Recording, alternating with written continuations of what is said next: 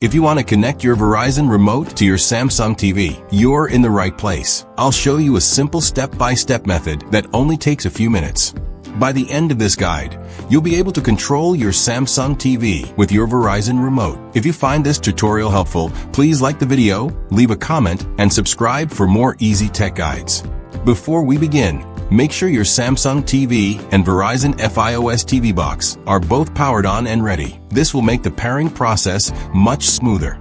Start by checking the batteries inside your Verizon remote. If they're weak or nearly empty, replace them with a fresh pair before continuing. Now point the Verizon remote directly toward your Samsung TV while standing within a reasonable distance. Keeping a clear line of sight helps during the setup. Next, press and hold the OK button together with the 2 button on your Verizon remote until the remote enters pairing mode. Watch for the LED indicator on the remote to begin flashing. This tells you the remote is ready to communicate with your Samsung TV. Follow the setup instructions displayed on your TV screen. Use the navigation buttons on the Verizon remote to move through each step.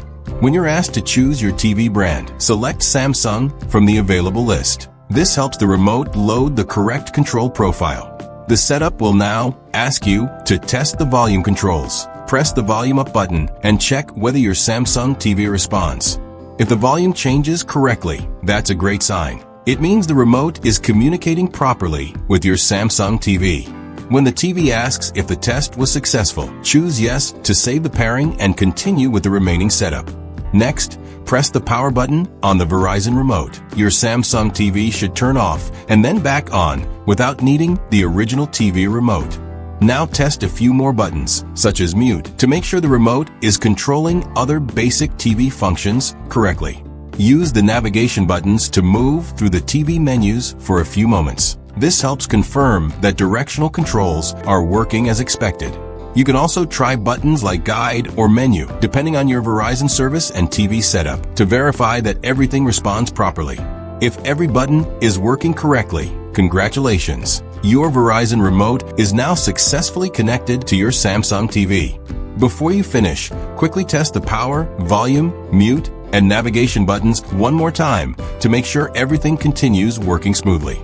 From now on, you can control your Samsung TV with your Verizon remote, making it much more convenient to enjoy your favorite shows and channels. Thanks for watching. If this guide helped you connect your Verizon remote to your Samsung TV, don't forget to like, subscribe, and let us know your TV model in the comments below.